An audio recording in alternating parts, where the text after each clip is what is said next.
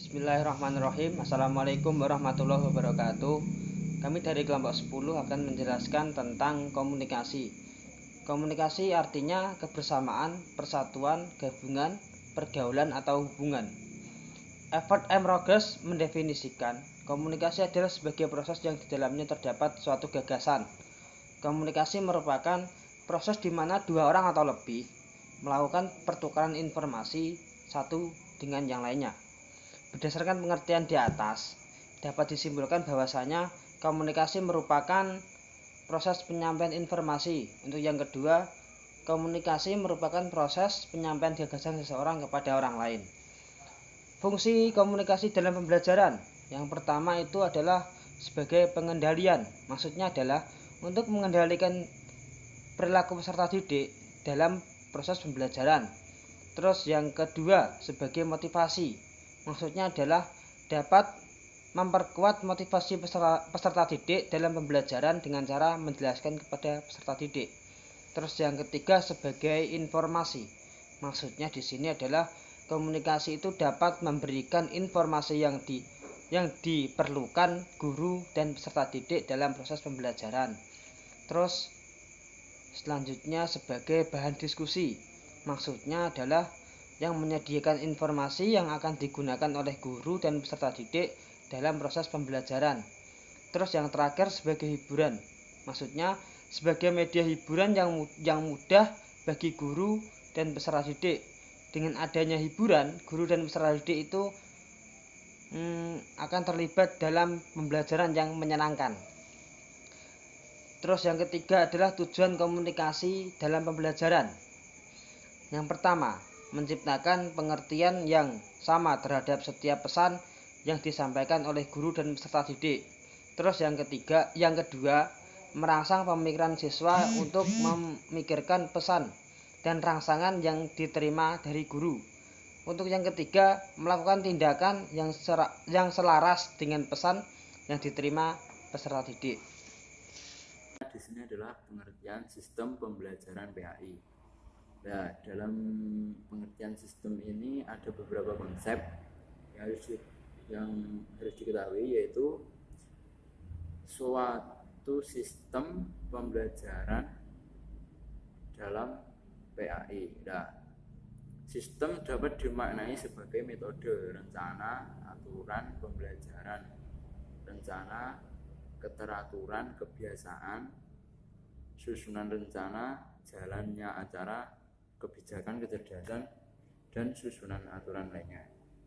Nah, pada sistem pembelajaran PAI ini ada beberapa tujuan. Nah, tujuan di sini mempunyai 8 karakteristik umum. Nah, 8 ini diantaranya yang pertama yaitu tentang tujuan menjadi arah dalam melakukan kegiatan seperti tujuan pendidikan dan yang lain sebagainya. Nah, tujuan ini memberi pelayanan pendidikan kepada yang membutuhkan. Yang kedua di sini adalah fungsi merupakan penunjang dalam usaha mencapai tujuan. Yang selanjutnya yang ketiga itu komponen, merupakan bagian dari suatu sistem yang melaksanakan suatu fungsi dalam upaya mencapai suatu tujuan. Jadi upaya untuk mencapai suatu tujuan. Jadi komponen upaya untuk mencapai suatu tujuan. Yang selanjutnya interaksi merupakan saling hubungan, saling mempengaruhi, saling membutuhkan, dan saling menunjang. Jadi interaksi itu saling dibutuhkan, saling membutuhkan, dan menunjang. Jadi interaksi itu saling berkaitan lah, intinya begitu. Yang selanjutnya yang kelima, kan tadi ada 7, ini yang kelima yaitu tentang jalinan keterpaduan komponen. Nah, di sini di mana bagian-bagian yang menyatu secara kokoh mempunyai nilai dan kemampuan yang lebih dibandingkan dengan bagian-bagian yang belum menyatu.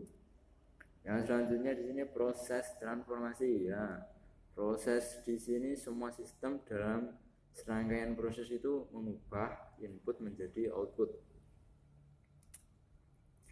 Yang selanjutnya di sini tentang pembelajaran ya. Pembelajaran itu apa toh? Nah, pembelajaran itu adalah rangkaian peristiwa yang mempengaruhi pembelajaran sehingga proses belajar dapat berlangsung dengan mudah. Jadi pembelajaran pendidikan agama Islam itu sendiri adalah rangkaian peristiwa yang mempengaruhi pembelajaran pendidikan agama Islam. Jadi pembelajaran PAI itu adalah suatu pembelajaran yang mempengaruhi tentang pemahaman terhadap peserta didik yang mengenai tentang keislaman atau tentang kependidikan Islam. Nah, itu tadi secara sederhana istilah pembelajaran PA itu bermakna sebagai upaya untuk membelajarkan seseorang atau kelompok orang melalui berbagai upaya dan berbagai strategi. Nah, itu tadi. Jadi suatu sistem pembelajaran yang digunakan oleh pendidik dapat dikatakan tepat atau baik itu apabila pelaksanaan program pembelajaran memenuhi kriteria, yaitu daya tarik, daya guna, dan hasil guna dengan tidak terpenuhinya salah satu dari 3 kriteria tersebut. Jadi dalam pembelajaran itu harus mempunyai 3 kriteria tadi ya.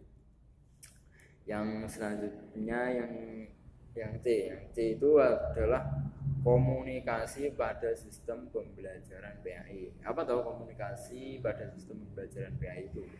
Yaitu saya akan menjelaskan yaitu tentang komunikasi. Nah, menurut saya itu komunikasi itu merupakan suatu proses yang melibatkan 2 orang atau lebih dan di dalamnya itu terjadi pertukaran informasi dalam mencapai suatu tujuan tertentu. Jadi pokoknya enaknya itu komunikasi itu ada 2 orang. Nah, di dalam 2 orang tersebut itu ada sesuatu yang dibicarakan, entah itu membahas apalah ya, pokoknya intinya ada 2 orang. Dalam komunikasi itu ada 2 orang dan orang tersebut membicarakan tentang apa yang dibicarakan oleh orang tersebut, itu jadi komunikasi. Nah, di sini yang selanjutnya proses komunikasi. Nah, proses komunikasi itu adalah proses timbal balik antara komunikator sebagai pengirim dan komunikan sebagai penerima pesan. Ya, jadi komunikator itu orang satu dan komunikan itu orang yang kedua. Komunikator itu orang yang memberi informasi, komunikan itu orang yang menerima informasi ya, itu sebagai penerima pesan dan yang menciptakan pengertian penerimaan yang sama. Nah, di sini ada pun proses-proses komunikasi itu sebagaimana dijelaskan siapa itu, seorang tokoh yaitu Kristiadi. Ya Kristiadi. Jadi Kristiadi itu menjelaskan tentang yang pertama itu tahap atau gagasan, tahap ideasi. Jadi tahap ideasi itu adalah gagasan utama. Jadi gagasan ini tahap pertama dalam suatu proses komunikasi adalah ideasi. Jadi tahap pertama dalam komunikasi itu adalah ideasi. Yang kedua yaitu tahap encoding. Apa tuh tahap encoding itu? Ya, tahap encoding adalah dalam tahap encoding itu ada gagasan atau informasi yang dibentuk menjadi simbol atau sandi yang dirancang untuk dikirim kepada komunikan. Jadi untuk dikirim kepada orang yang menerima informasi tadi, informasi gitu. Yang selanjutnya yang ketiga itu tentang tahap pengiriman. Nah, tahap ketiga ini adalah pengiriman. Jadi gagasan atau pesan-pesan yang telah disimbolkan, yang disandikan oleh orang yang memberikan tadi kepada komunikan tadi diterima oleh komunikan ya. Jadi tahap pengiriman itu dapat dilakukan dengan berbicara menulis, menggambar, dan bertindak. Jadi orang yang memberikan informasi kepada orang yang menerima informasi itu dapat disampaikan dengan cara berbicara, menulis, dan menggambar, dan bertindak, dan lain sebagainya. Itu tadi yang di sini yang keempat itu tahap penerimaan. Nah, setelah tahap pengiriman itu setelah dikirim tadi melalui media komunikasi, pesan yang diterima oleh komunikan. Jadi orang yang penerimaan pesan ini dapat melalui proses mendengarkan, ya, membaca atau mengamati. Jadi orang yang menerima tadi bisa dengan cara mendengarkan, membacanya, dan contohnya kalau kita memberikan suatu informasi lewat HP yaitu WA, nah, kita sebagai penerima informasi itu dapat membacanya, dan kita bisa memahami tentang informasi yang diberikan oleh orang tersebut. Itu kita bisa memahami dengan pemikiran kita sendiri. Nah, yang selanjutnya di sini tahap decoding. Ya, tahap decoding ini adalah pesan-pesan yang diterima kemudian diinterpretasikan, dibaca, diartikan, dan diuraikan secara langsung, atau tidak langsung melalui proses berpikir. Ya, jadi kita sebagai penerima komunikasi itu kita itu dapat membacanya atau diinterpretasikan. Nanti kita itu menginterpretasikan, ya, kita itu membuka atau diartikan dengan diuraikan. Kita itu menguraikan informasi. Jadi kita itu bisa mengetahui isi-isi informasi tersebut dan kita bisa memahaminya dengan baik. Itu tadi tahap. Nah, yang selanjutnya tahap respon. Nah, tahap respon ini adalah tahap yang terakhir. Di sini respon ini adalah tindakan yang dilakukan oleh komunikan. Jadi tindakan yang dilakukan oleh orang yang menerima informasi tadi. Nah, orang yang memperoleh informasi tadi sebagai respon terhadap pesan-pesan yang diterimanya. Jadi seorang itu kalau sudah menerima pesan tersebut, ya, di sini yang terakhir adalah suatu proses komunikasi.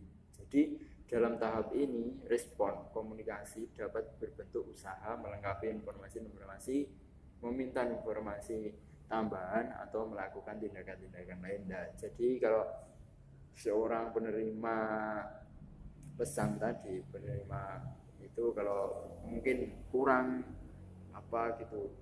kurang pemahaman dan lain sebagainya, kita dapat mengambilnya.